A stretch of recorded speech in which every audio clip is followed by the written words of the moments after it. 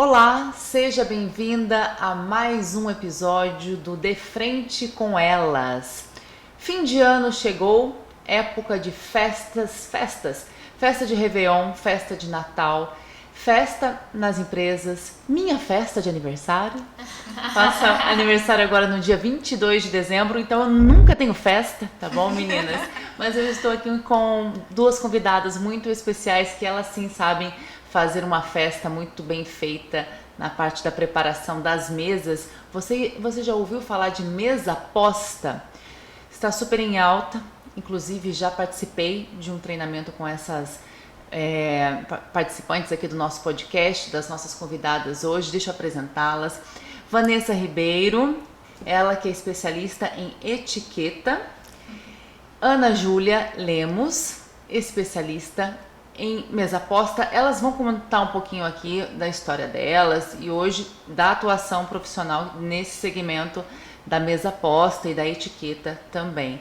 E eu escolhi essa pauta, essa entrevista, justamente por conta dos embates, às vezes, à mesa, ainda mais no final de ano, que a gente se reúne com os nossos familiares, até mesmo com os colegas de trabalho de outros departamentos da empresa, da companhia, e como a gente vai ter essa boa convivência à mesa ou nesses eventos de celebrações no final do ano, essa sobrevivência social. E com essas duas meninas aqui a gente vai ter uma aula de etiqueta para que todos saiam muito bem nesse momento, nesse período de festas de fim de ano. Vou começar aqui com a Vanessa. Conte um pouquinho, Vanessa, da sua trajetória. Eu gosto muito de perguntar um pouco também da vida pessoal, o nome do papai, da mamãe, dos irmãos. Depois você toca para a parte da carreira, por favor. Primeiramente, obrigada pelo convite.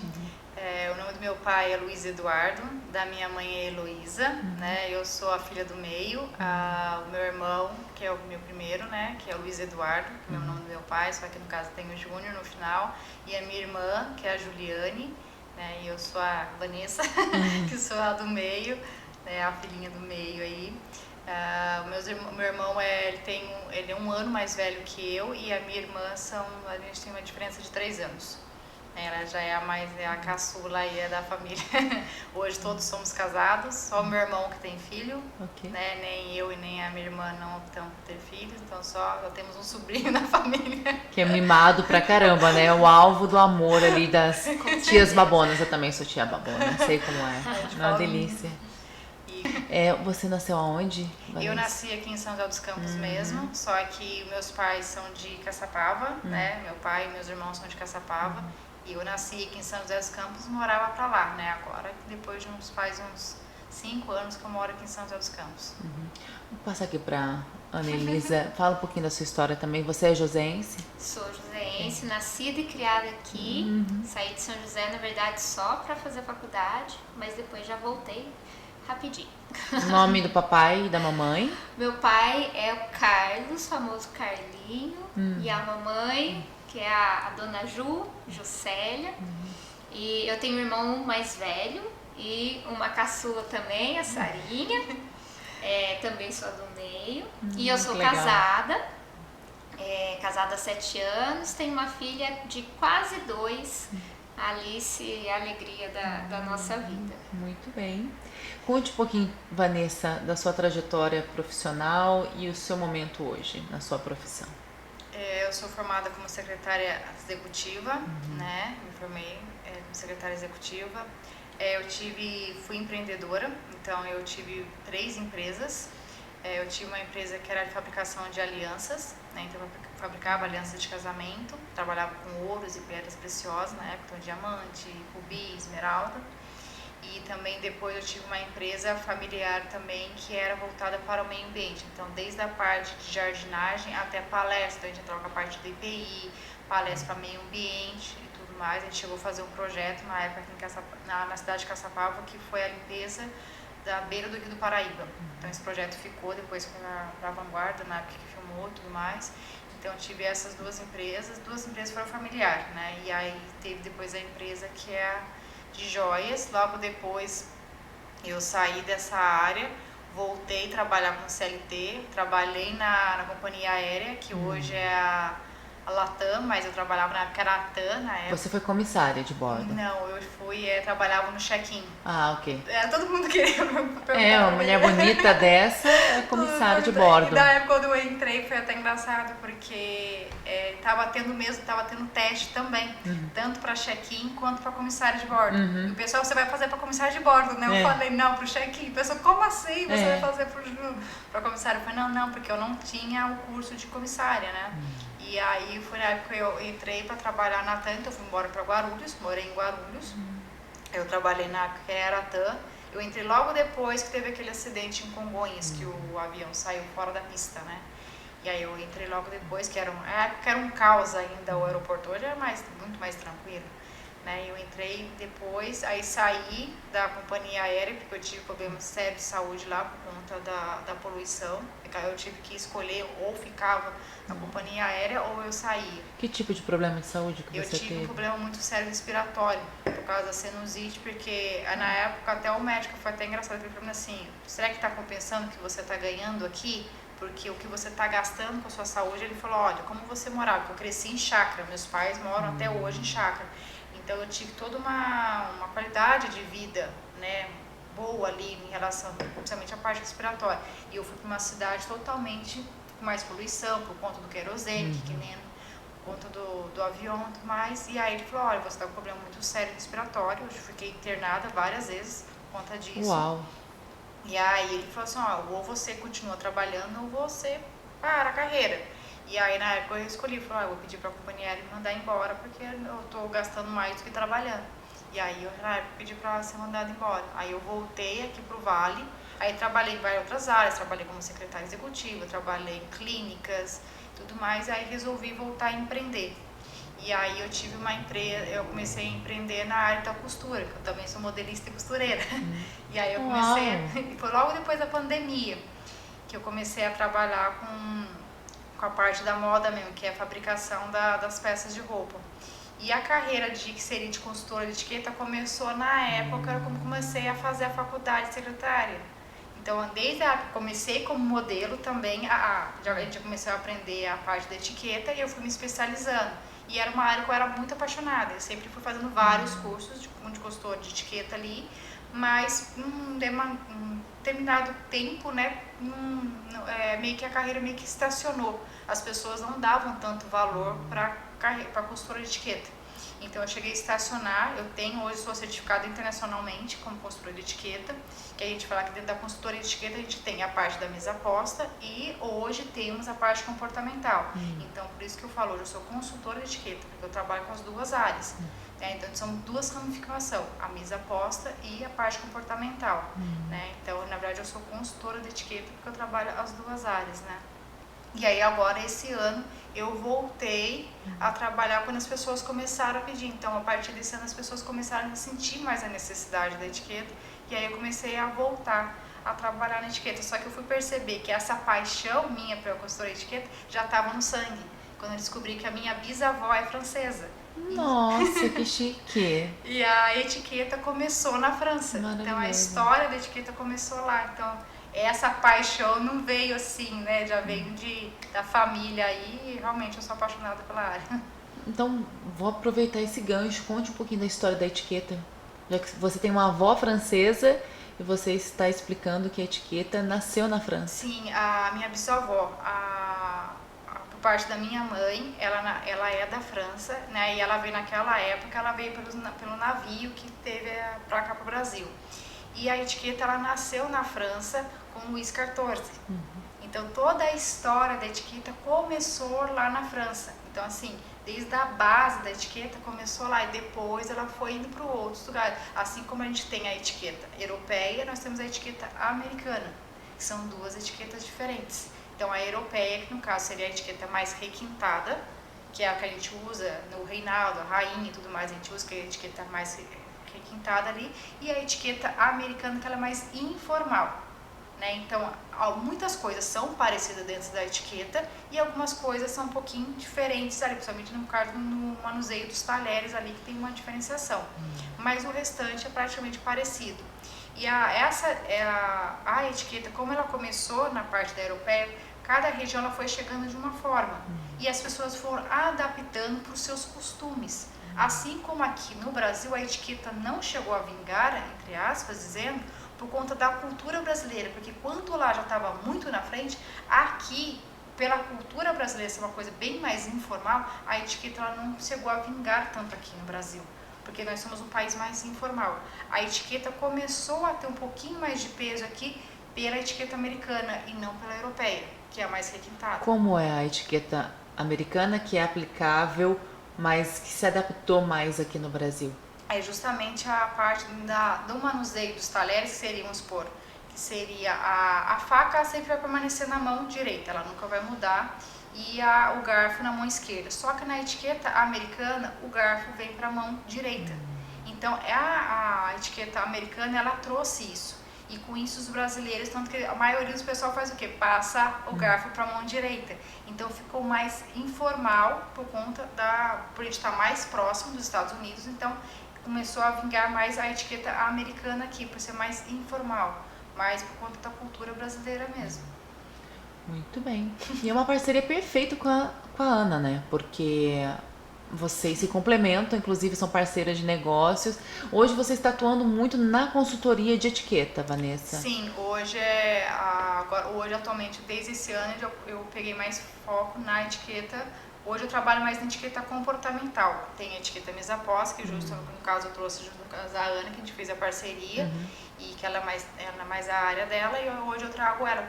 Então eu foco mais na parte comportamental, do que tanto na parte da mesa posta em si. Como é você deu esse exemplo da etiqueta à mesa. E a etiqueta comportamental? Como você é solicitada pelo mercado nessa atuação da etiqueta corporativa? Isso. Como é? No caso a gente fala que a etiqueta social, antigamente, no passar dos anos, foi modificando. Porque antes falava-se etiqueta social. Que a etiqueta social seria o todo. No dia a dia, como você fala com a sua colega do lado, quando você se comporta na rua, quando você se comporta em casa, seria a etiqueta social. Com o passar do tempo, ela saiu dessa nomenclatura de etiqueta social e passou para ser etiqueta comportamental, que também antigamente tinha etiqueta para negócio. Né? Então elas foram ramificando. E hoje chegou-se à conclusão que é uma etiqueta do relacionamento. Então aqui a gente fala que é a etiqueta do novo milênio que hoje a gente está trabalhando.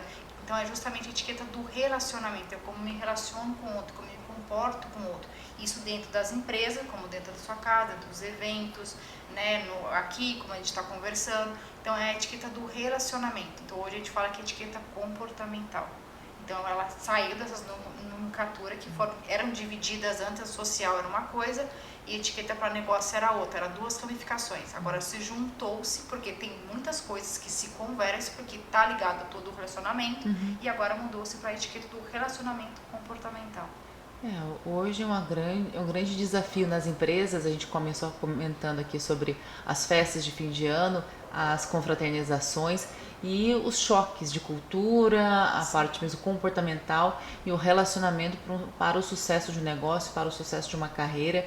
As empresas, quando te solicitam uma consultoria da etiqueta comportamental, qual é o comportamental que precisa da sua consultoria, Vanessa? Eles falam justamente a parte, vamos supor, vou dar um exemplo. Dentro da empresa a gente trabalha tanto a parte das hierarquias como a parte comportamental, o que cabe a cada a hierarquia e os funcionários, por exemplo. Um líder, por exemplo, hoje, o que a gente vê muito no mercado, os líderes eles sabem, eles têm conhecimento, mas não têm o comportamento de um líder. Isso é o que está acontecendo muito dentro da empresa. Então as pessoas têm conhecimento, mas elas não sabem se comportar. Então, justamente, a etiqueta ela traz exatamente essa segurança de mostrar para você como que você deve se comportar dentro da empresa, respeitando a hierarquia, desde o cumprimento, no caso, como eu cumprimento uma pessoa, homem, mulher, porque tem diferença, até como eu vou cumprimentar o presidente da empresa, que também tem uma hierarquia ali que você deve respeitar. Então, essa parte comportamental, a gente vai desde o funcionário até o presidente. Então, a gente trabalha toda a equipe nessa parte comportamental do desenvolvimento, né? Então toda a parte do perfil comportamental, como que ele deve se comportar e agir dentro da empresa. Quais são as gafes mais comuns? As gafes mais comuns que a gente vê tá na parte do cumprimento também, porque as pessoas, né, meio que as pessoas pegaram uma timidez muito grande dentro das empresas, que a gente fala assim, tem o cumprimento ali, quando eu cumprimento uma mulher, por exemplo, a gente pode dar um abraço na outra mulher, não tem problema nenhum, mas a mulher não deve dar um abraço no outro homem. Esse negócio de beijinho no rosto pegou essas intimidades que dentro do mundo corporativo nunca teve, né? Então, meio que foi acontecendo e hoje tem, por isso que a gente fala, o seu comportamento pode levar uma outra pessoa a ter uma outra reação, ou uma interpretação não adequada por conta do seu comportamento. Então, assim, quando eu vou cumprimentar o homem, dando um exemplo, é a mulher quem estende a mão, porque eu que estou informando qual é o grau de intimidade que eu quero. Então, quando eu estico a minha mão, eu já estou mostrando que esse espaço é o meu espaço. Então, aqui só vai entrar quem eu permito. Então, ao estender a minha mão, eu estou falando, opa, aqui não. Já estou te colocando uma posição que esse é o cumprimento. Agora, se for um presidente, é ao contrário, é uma hierarquia. Então, ele estende a mão primeiro e depois eu vou estender a minha. É uma questão de respeito, de hierarquia ali. Mas é sempre a mulher quem estende o grau de intimidade. A gente pode, no caso, quando né, dentro da família e tudo mais, as pessoas cumprimentarem com beijo e abraço por questão de intimidade. Mas a gente pede que dentro do mundo corporativo, do meio corporativo, que a mulher, ela estenda a mão primeiro, já mostrando ali um certo respeito. E o homem também, ele deve esperar, caso a mulher não faça, ele já estende a mão ali para mostrar a questão. E esse cumprimento, ele é universal, porque em qualquer região, em qualquer lugar que você for, esse é um cumprimento universal, é um cumprimento empresarial, que infelizmente em muitos lugares está se acabando também. As pessoas já chegam com beijo, abraço, cumprimento, e não, o estender a mão, o fato até como eu estendo e eu aperto a mão, eu já mostro firmeza. E até nisso, tem contratos que são fechados ou não, só a falta de eu me posicionar. E a pessoa fala, não, você mostrou firmeza para mim, você é uma pessoa confiante, com certeza eu vou fechar um contrato com você. Então, só a maneira como você se posiciona já mostra o tipo de profissional.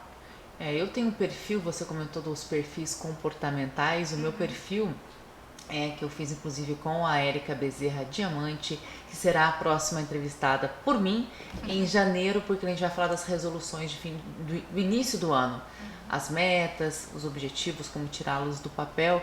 E ela falou, você tem um lado dominante. E nesse cumprimento que você está dando o exemplo, eu não gosto de gente com malmolenga. Gente, me dá uma...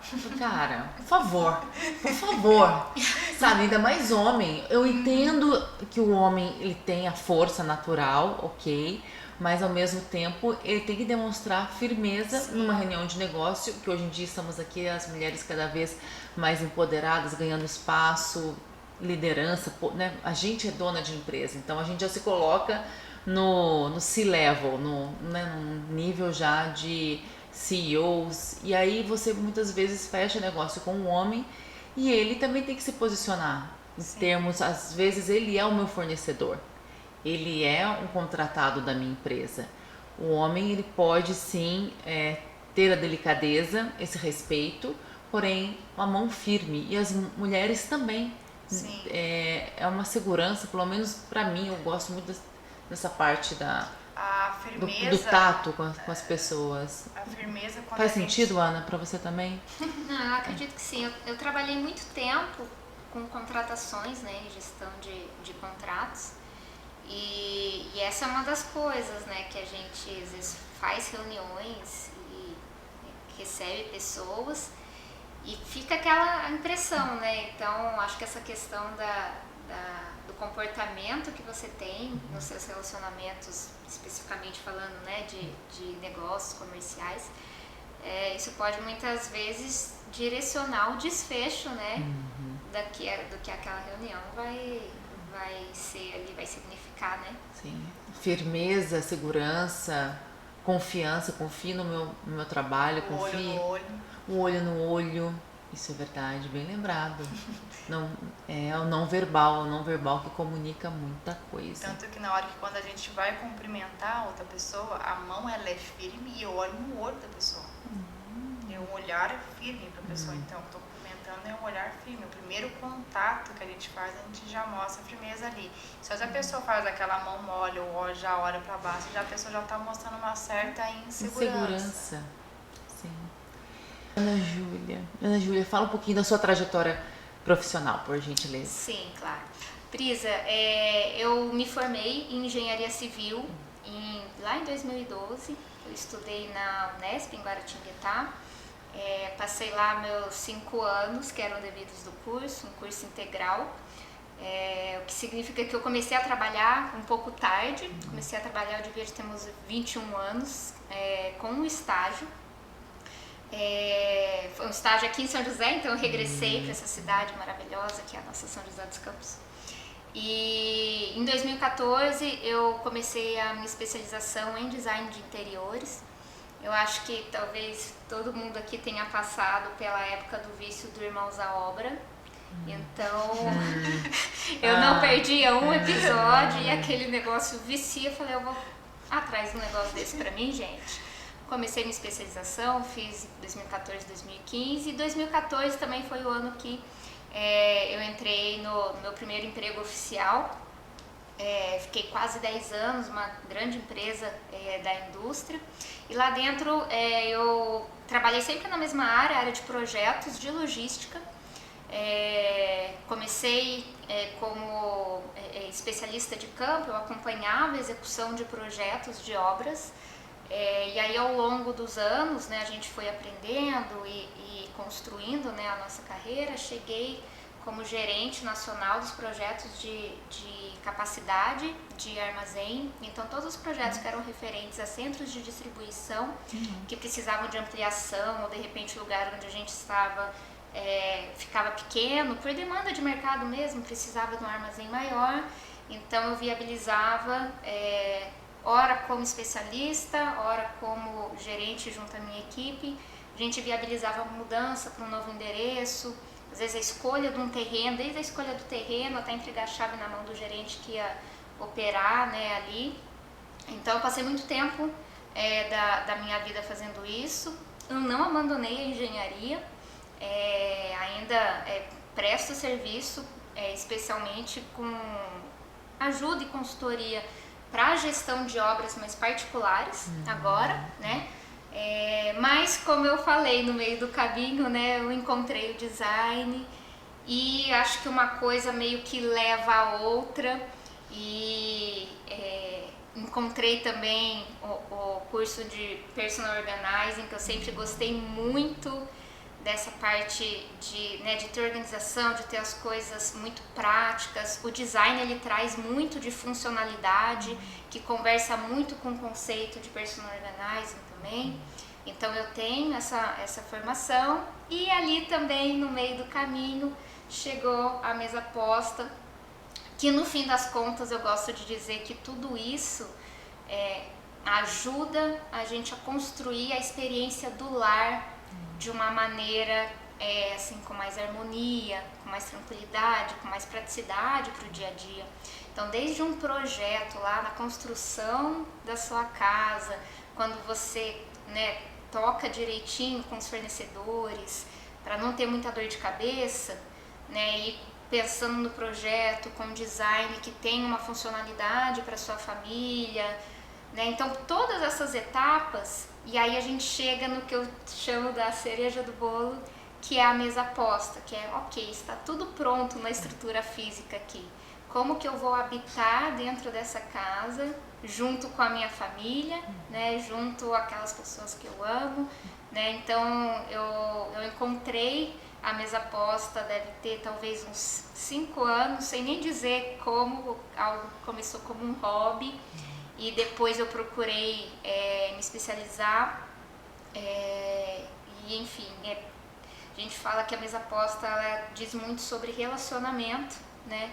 Então temos, claro, a parte da etiqueta, que ela é fundamental, até mesmo porque muito da mesa posta ela puxa um assunto de harmonia visual, de equilíbrio, né? Então tem esse aspecto que faz parte, mas tem muito do relacionamento, né? E eu gosto muito de tratar a mesa posta como relacionamento, como uma oportunidade que você tem junto aos seus familiares, principalmente, né? De estar ali cultivando a profundidade do relacionamento, a intimidade, porque a intimidade ela vem do compartilhar do dia a dia, né? Então, acho que as famílias que conseguem cultivar esse hábito, talvez não seja todos os dias, não seja em todas as refeições, mas que tenha esse hábito, criam memórias afetivas com seus filhos, arranjam tempo para discutir assuntos que são importantes, às vezes até assuntos que são difíceis, muitas conversas difíceis acontecem à mesa, né? Assim como também muita atualização banal do dia a dia, mas é o que faz você cada vez mais construir o vínculo, né? Com aqueles que você tem. Então, esse assunto é bastante amplo, mas é claro que a gente tem, né, toda a parte de recepção, receber amigos, receber colegas, familiares, né, da família maior, mas para as pessoas que têm família, né, o núcleo familiar dentro de casa, isso cria uma experiência muito legal de proximidade, aproxima os laços, né, entre as pessoas. Então eu acho isso muito importante, eu gosto muito de puxar esse aspecto junto a todo o assunto da montagem propriamente da mesa, porque eu acho que um ponto complementa o outro, né? Um sem o outro fica, talvez... Essa harmonia visual da mesa posta, ela reflete na harmonia das pessoas que estão ali no entorno dessa mesa e que vão se sentir prestigiadas. Elas vão tem a questão também da autoestima de quem organiza, reflete muito também como está o interno, porque a casa significa o nosso interno. Como eu estou por dentro e você que adentra a minha casa, o que você vai encontrar ali? E depois a gente pode até pensar, você fala um pouco do design de interiores, a mesa ela acaba refletindo também em todo o entorno, nos outros cômodos também, na decoração do ambiente, também tem essa reverberação, também tem esse efeito multiplicador de uma... Sim, eu entendo que sim, porque a partir do momento que você consegue cultivar os laços, os relacionamentos ali, e veja, a mesa é uma ferramenta, não precisa ser a única ferramenta da família. A família ela pode encontrar esses momentos em outras atividades, em outros momentos juntos. Mas é uma ferramenta porque no fim das contas todo mundo vai precisar comer em algum momento, né? Então por que não trazer esse momento junto, né? E muitas vezes os laços que se criam ali, eles vão refletir ao longo, né, das próximas interações, de todas as outras interações. Então seja um casal que de repente consegue encontrar tempo para se conversar melhor, isso vai se refletir ali na sala, quando eles vão parar junto para ver um filme, talvez, né? Então, talvez aquele filho que não tem muito hábito de falar sobre o que aconteceu na escola, às vezes é difícil de se abrir, e às vezes aquele momento junto ali na mesa, de maneira meio despretensiosa até, permite, né, dar abertura e segurança até para a criança poder se abrir e encontrar, né, o aconchego dos pais, né? Então eu acredito que sim, a mesa ela pode ser uma ferramenta muito valiosa, né? E também até para quem monta e para quem oferece aquilo, porque eu também entendo que a mesa, a oferta da mesa, seja ela para quem for, ela é um ato de serviço, né? Então ela não deve ser feita esperando algo em troca, e sim com uma atitude genuína de carinho, de respeito, de consideração. Olha, é um presente, olha o que eu preparei para você, né? Então, a pessoa, quando ela se põe nessa posição de fazer essa oferta para o outro, ela tá ali também numa posição de humildade, numa opção, num momento assim de, olha, o que eu posso oferecer? Porque hoje a gente ouve muitas pessoas falando sobre si, né? Sobre, não, porque tem que fazer isso, você tem que pensar em você tem que estar feliz. E isso, o meu pastor, ele falou isso no meu casamento, quando a gente casou. Não case para ser feliz. Se estiver casando para ser feliz, você está fazendo errado. Case para fazer o outro feliz. Porque quando você admite isso como a sua meta de vida, a sua perspectiva sobre as coisas e sobre as atividades que você vai fazer, e é claro, vamos fazer um disclaimer aqui, que os dois têm que estar na mesma página, vibe, senão o negócio não vai dar certo, vai ficar só um entregando, mas fechando esse parênteses, a sua perspectiva sobre as atividades do dia a dia fica diferente.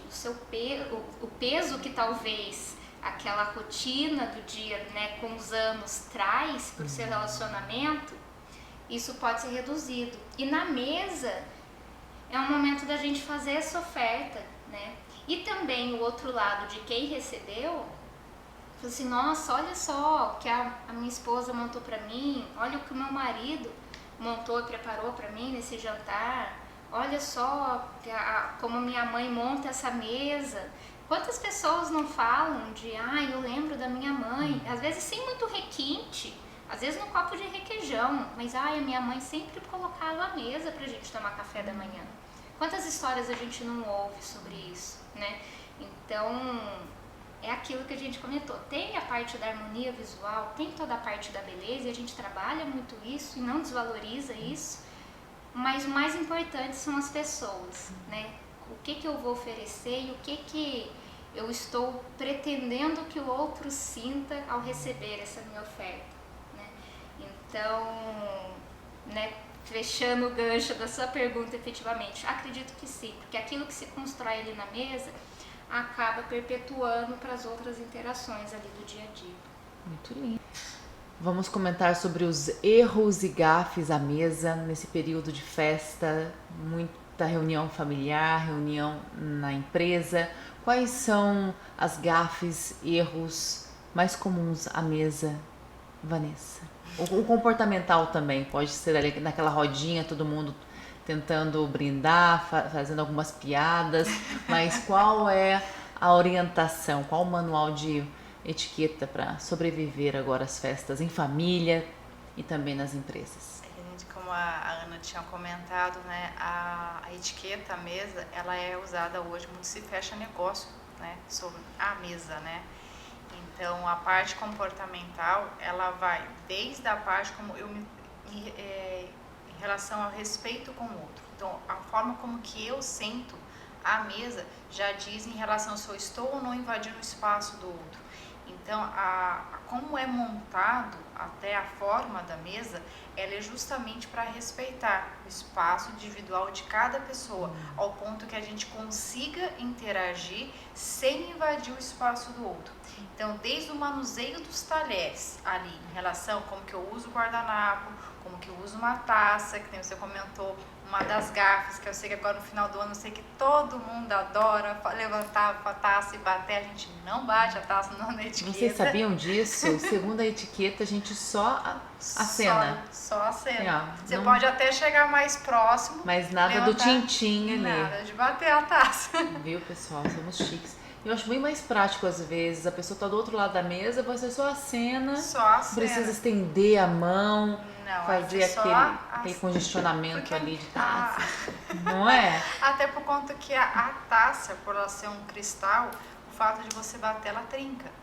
Então, por isso que desde aquela época já não se encostava, não se batia a taça, justamente para não danificar a taça. Então, a gente só reverencia a outra pessoa. E sempre segurando pela haste e nunca pelo o bojo. Aqui nunca. Nunca.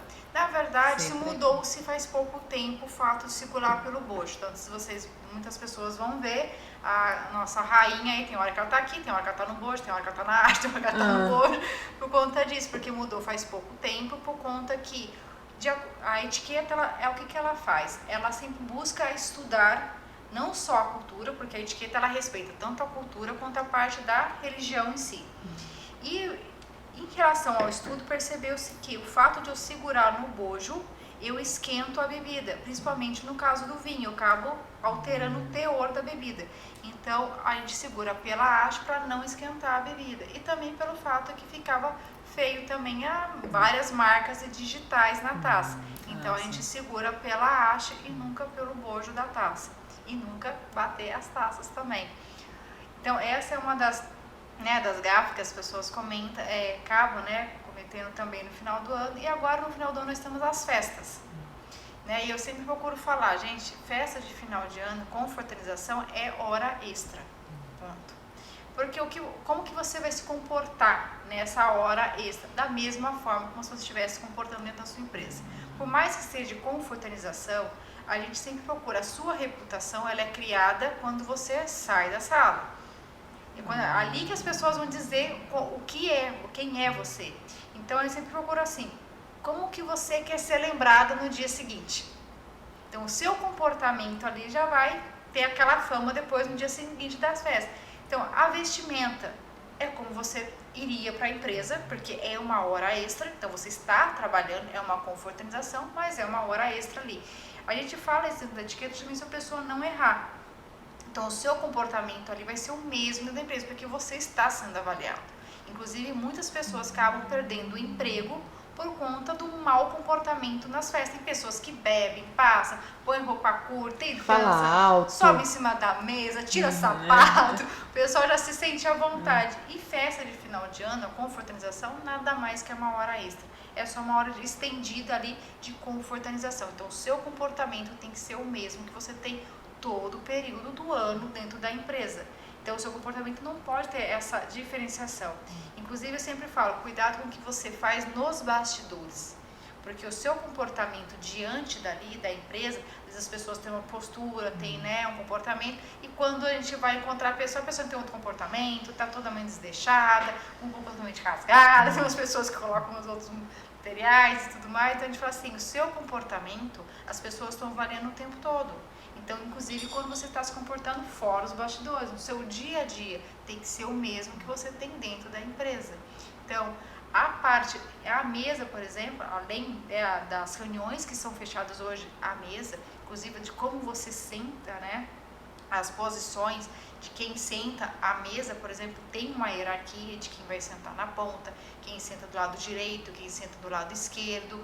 Em relação à mesa de negócio, também tem essa hierarquia que a gente respeita dentro da etiqueta, então entra essa parte comportamental. Tem em relação se eu coloco ou não meus braços sobre a mesa, a gente não coloca, no caso sempre só os punhos.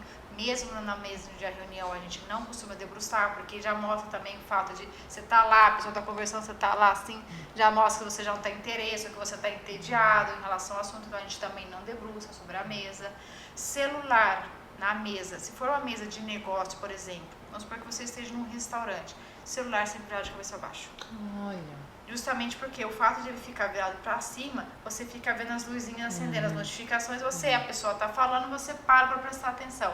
Então, o celular ele é guardado ou ele é virado de cabeça para baixo, justamente para que não tire a sua atenção ali, porque o fato de você estar à mesa é o fato de você estar interagindo com o outro. Inclusive, quando a gente vai sentar à mesa, sempre senta a mulher de frente para mulher e o homem de frente para homem. A gente nunca vai cruzar, justamente para que não fique a mulher tendo que cruzar para falar com a outra mulher e o outro homem cruzar para falar com o outro homem. Então, numa reunião de negócio, ou até mesmo quando você vai receber as pessoas em casa, em casais, por exemplo, mulher sempre de frente para mulher e homem sempre de frente para homem.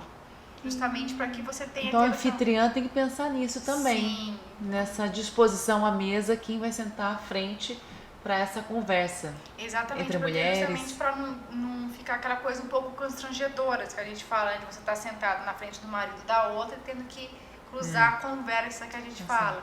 Numa reunião de negócio, por exemplo, quando tem a confraternização, as festas de fim de ano, as pessoas costumam levar os parceiros, as parceiras e tudo mais, os convidados. Na reunião de negócio, quando tem essa confraternização e você é a convidada, pede-se que o quê? A mesa tenha só as pessoas que trabalham e os convidados venham sentar em outra mesa. Justamente porque como a conversa, querendo ou não, vai ter conversa de trabalho, as pessoas que estão com o convidado ficam ali sem jeito, sem interagir, então acaba que a etiqueta, ela se adequa justamente a essa questão. Então vamos colocar as pessoas que são convidadas em outra mesa para que elas possam interagir, e aqui as pessoas que vão falar de negócio, já tem mais intimidade no negócio do trabalho, fica mais fácil a comunicação ali. Então dentro dessa parte, né, que seria agora no final de ano, a gente sempre orienta as pessoas como se posicionar à mesa, inclusive das festas agora, de como que você vai orientar para receber. Em casa a mesma coisa. Então quando eu vou receber, o anfitrião, que a gente fala que é o receber bem, não só a parte do visual, né, que como a Ana estava comentando, que a parte visual nada mais é um carinho para você. Eu preparei todo esse carinho para você, mas agora entra a parte comportamental, que justamente o que eu vou colocar, o anfitrião que vai posicionar, olha, então você senta aqui, ou às vezes as pessoas colocam um bilhetinho, as pessoas colocam ali um papelzinho já com o nome da pessoa, para a pessoa já saber onde ela vai se sentar. É uma coisa que acontece no final do ano, sempre esperar primeiro o anfitrião comer, não você.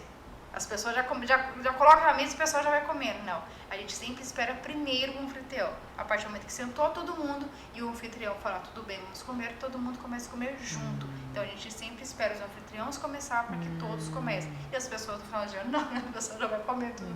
Ninguém espera ninguém. Então a certa é sempre depois do anfitrião. Então a gente até fala, até eu gosto de brincar que o pessoal fala, tem vários filmes hoje que mostram isso, né? Aquele Diário de Princesa mostra sobre essa parte da etiqueta da rainha, que ela mostra justamente que depois ela dá o aval para todo mundo começar a comer e todo mundo começa a comer junto. Então essa é uma das gafas que as pessoas começam, né? Até a forma como que é montado a mesa também vai dizer como que vai ser essa interação. Então, a jeito como que você montou a mesa, dando um exemplo, no aniversário do meu marido, eu resolvi montar uma mesa só e a gente montou o resto da sala em U, porque a sala era muito pequena, sabia que não ia ter tanta interação. O fato de ter montado em U já fez com que todo mundo ficasse de frente para frente, automaticamente ninguém mexeu nos celulares, porque a gente deixou todo mundo separado. Então, cabe ao anfitrião já também informar aonde as pessoas vão deixar as bolsas, casaco, a gente sempre fala, olha, coloca um local já para receber, para caso a pessoa venha com o casaco, ela possa pendurar o casaco, onde ela possa pendurar a bolsa, ou vocês já sinalizam, pode colocar a bolsa em tal local e tudo mais, para que é o anfitrião que vai dando esse posicionamento, essa direção para os convidados. Então a gente fala que justamente esse treinamento comportamental a gente não faz só para a parte empresarial, mas é para o todo. Por isso que a etiqueta comportamental é a etiqueta social, que é do relacionamento, porque o relacionamento está no seu dia a dia, o tempo todo.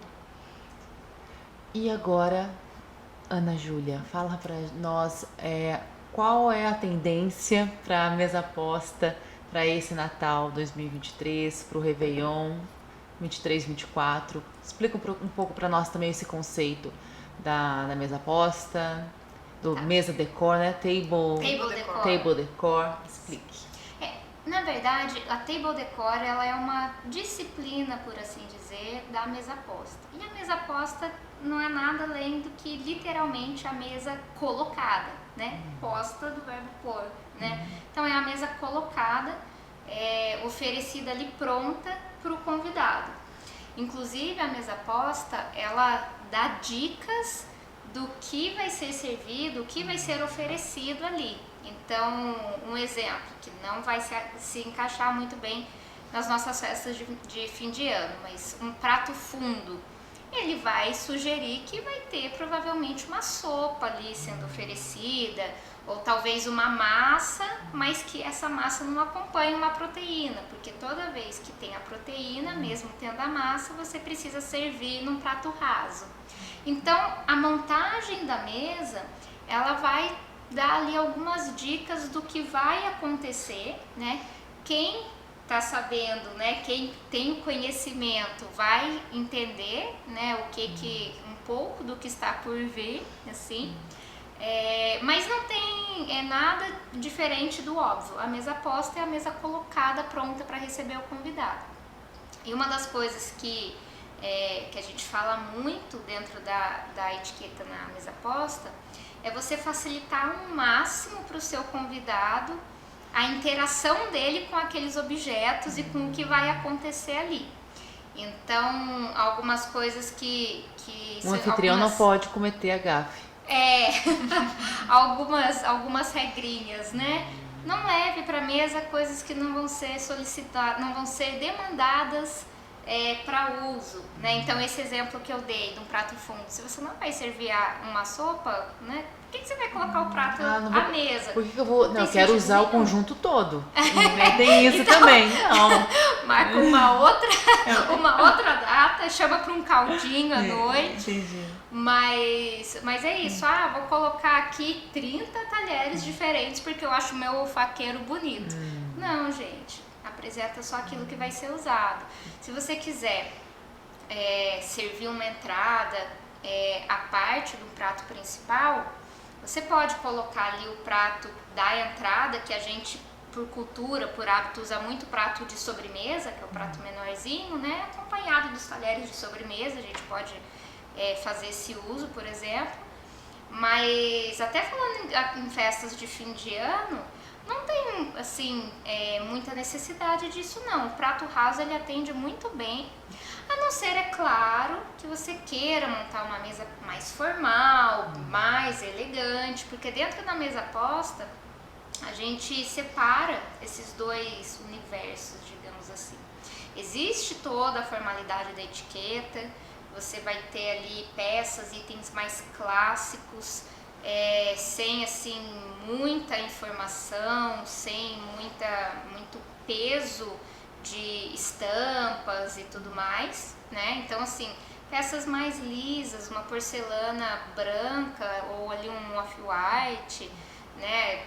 Enfim, taças de cristal, peças assim mais elegantes. Isso dá um ar de mais formalidade, o guardanapo de tecido, que não é muito usual, né, do nosso dia a dia. A gente aprende a usar o guardanapo de tecido só depois, quando fica adulto, não faz muito parte da nossa cultura, né? Então, assim, são elementos que trazem um pouco mais de formalidade, de requinte para a sua mesa. Fica lindo, fica maravilhoso. Mas uma coisa também que eu gosto de destacar é que, por mais que existam as regras da etiqueta, é importante que a gente as conheça para também entender qual que é o momento de quebrar alguma regrinha ali, trazendo para a realidade, né, da família ou dos convidados. Porque, por exemplo, se você vai receber amigos ou familiares que talvez não tenham intimidade com o uso de um guardanapo de tecido, por mais que a peça em si tenha um requinte maior, carregue consigo assim, um tom um pouco mais formal, você pode criar um desconforto no seu convidado que não vai nem saber o que fazer com aquilo. Então, num caso desse, talvez seja mais adequado você optar por um guardanapo de papel, não tem problema, né? Você está dentro da sua casa, né? A não ser que você esteja num jantar formal de negócios, aí sim, né, as coisas elas precisam ser mais centradas no protocolo, exatamente. Mas fora isso, é importante você saber adequar e adaptar, pensando no seu convidado, pensando, né, na sua família, o que funciona melhor ali. Então, épocas de fim de ano, a gente tem praticamente dois cenários, né? Ou famílias pequenas que se reúnem ali, né, o núcleo familiar, que às vezes são 4, 6 pessoas, e tem também aquelas festas que são a família inteira na casa da tia e junta 40 pessoas. Num caso desse, talvez não tenha nem espaço para todo mundo comer sentado, né? Então, você adapta a sua recepção para aquilo que você vai ter realmente do seu cenário, né? Então, talvez num evento desse, você possa, sem problema nenhum, oferecer guardanapos de papel. Ao invés de usar a mesa posta propriamente, você pode usar ali um serviço no buffet, que você coloque os pratos empilhados, os talheres todos juntos, igual quando comer em restaurante, não tem problema também. Então, tudo exige um pouco de planejamento e entender qual que é o seu cenário, qual é a sua realidade, quem são os seus convidados, para que aquele momento que era para ser, né, um momento, né, legal, um momento, né, de uma oferta, você receber com carinho, não virar um momento de desconforto, aí a pessoa chega, nossa, o que eu faço agora? Ela fica dura ali, sem saber reagir, e aí não é o objetivo, né? Então, eu acho que esses são alguns aspectos que a gente pode levar em consideração na hora de montar as nossas recepções de fim de ano. Ana Júlia, Vanessa, muito obrigada por partilhar esse manual de sobrevivência nas festas de fim de ano, na empresa, na família. Eu ia perguntar para a Vanessa essa questão das relações até familiares, algum embate, alguma conversa não muito agradável em termos hoje, né, política, até religiosa, algum desafeto e a pessoa quer ali à mesa falar sobre algum assunto que é desconfortável para ela e acaba azedando a refeição de todos. Como se sair, para finalizar aqui a nossa conversa, para sair dessa saia justa? Para termos todos uma boa digestão ao final. Na etiqueta a gente fala que ter etiqueta está adequado de acordo com o meio, desde a vestimenta à parte comportamental, né? Então a etiqueta ela traz isso. Então a gente fala, a etiqueta ela não é uma regra que ela te engessa. A etiqueta ela te traz segurança para você aprender a como se comportar e como sair, às vezes, de uma saia justa e até como você quebrar quando for preciso. Porque o que seria esse quebrar, entre aspas, da etiqueta? Dependendo do ambiente que você está, dando um exemplo, se é um ambiente um pouco mais informal, como a Ana Júlia estava comentando da parte da mesa. Se é um ambiente mais informal, até o meu comportamento, se eu me comporto de uma maneira, eu vou causar um certo distanciamento. Até a maneira como que eu vou receber um cliente, dando um exemplo como se fosse receber um cliente. Se eu vou muito formal para um cliente meu que é mais simples, eu vou distanciar esse cliente. Agora, se eu vou um pouco mais, me visto um pouco mais no nível dele, entre aspas, eu já dou mais uma abertura para que esse cliente consiga ter a conversa mais adequada ali. Então, até a maneira como que eu me visto, me comporto, é que vai fazer esse relacionamento fluir ou não. Já na mesa, como você estava comentando, das gafes ali, a gente sempre fala, quando a gente dá ênfase, né, na conversa, aquilo vai expandir. Então, se é uma conversa, né, que a gente fala, nunca traga para mesa religião, futebol, né, são conversas que a gente nunca traz à mesa, porque religião é uma coisa particular, futebol cada um tem o seu gosto. A não ser que uma pessoa tenha muita intimidade e a pessoa consiga interagir ali, mas são dois assuntos que realmente a gente não comenta à mesa. Política também não. A gente também não traz a parte de relacionamentos também, porque às vezes as pessoas começam a discutir o relacionamento também à mesa. A intimidade do casal ali na hora. São assuntos que a gente não leva à mesa. Mas caso aconteça, que a gente sempre fala que tem aquelas tias, né? Que o pessoal fala, sempre tem aquela tia que gosta... Vai casar quando? Quando vai vir o segundo filho? Que gosta... Tá ganhando quanto? Exatamente, a gente fala que é o mudar de assunto. Exatamente, você muda de assunto, é como se eu falo que é tirar o foco. Se a pessoa pergunta, você fala, tá. Aí você já conversa com outra pessoa, então, sabe aquele assunto? Automaticamente você cortou na sutileza, não deu ênfase, e o fato é outra conversa, aquele assunto vai morrer, não teve palco. A gente fala, não dá palco para que aquilo continue, né? Senão vai virar uma conversa desagradável. O que eu gosto é aquele sorriso, paisagem, para a pergunta indiscreta ou inconveniente. Você não perde a beleza, a elegância, a postura. O bom humor. Jamais. E a minha avó, que era essa diplomata à mesa. O que ela fazia? Ela estava sempre em pé, servindo, e buscava a comida no fogão e trazia à mesa para nos servir. Quando ela escutava algum assunto que ia gerar alguma polêmica, o clima ia mudar a mesa ali na hora da refeição, ela vinha e falava, alguém quer tomate? Olha a sabedoria da minha avó. Na hora que o assunto começava a ficar ali mais espinhoso, aí a minha mãe falava, lá vem a dona Terezinha com o tomate dela, né?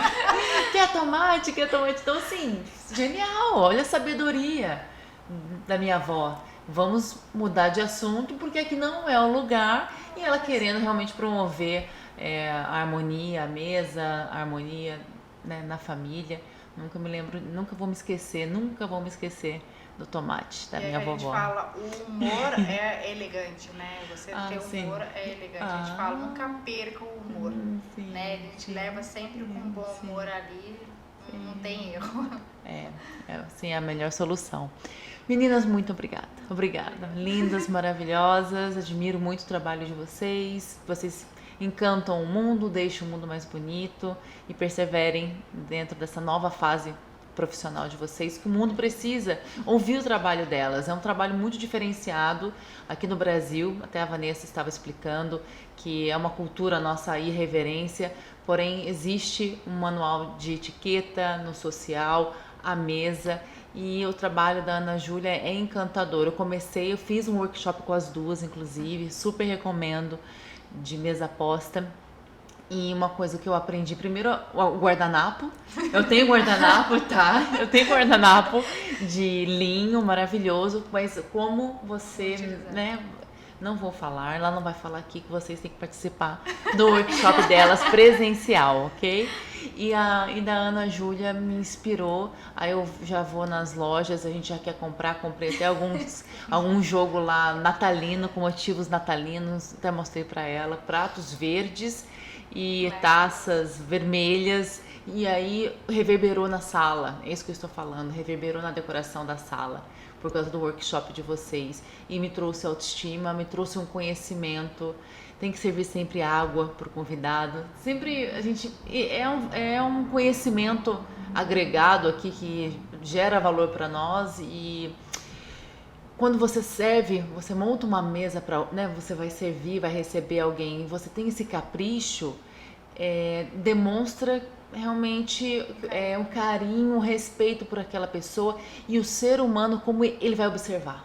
Ele vai perceber, nossa, como é bonito, porque o ser humano, uma vez eu entrevistei um arquiteto, ele falou, o ser humano tem direito ao belo. Estou falando aqui com uma arquiteta, uma engenheira, designer de interiores e consultora hoje de mesa posta. Finalizando mais esse episódio do De Frente com Elas, siga-nos nas nossas redes sociais, e eu quero agora até pedir para as meninas deixarem o endereço delas, o Instagram, para vocês conhecerem, acompanharem o trabalho da Vanessa e da Ana Júlia. O meu Instagram é ladyclass.com.br. O meu é anajulia.com/. Brisa, muito obrigada pela oportunidade. Prazer estar aqui com você. Certo, meninas? Obrigada. Obrigada. E até o nosso... Muito obrigada. Até o nosso próximo episódio.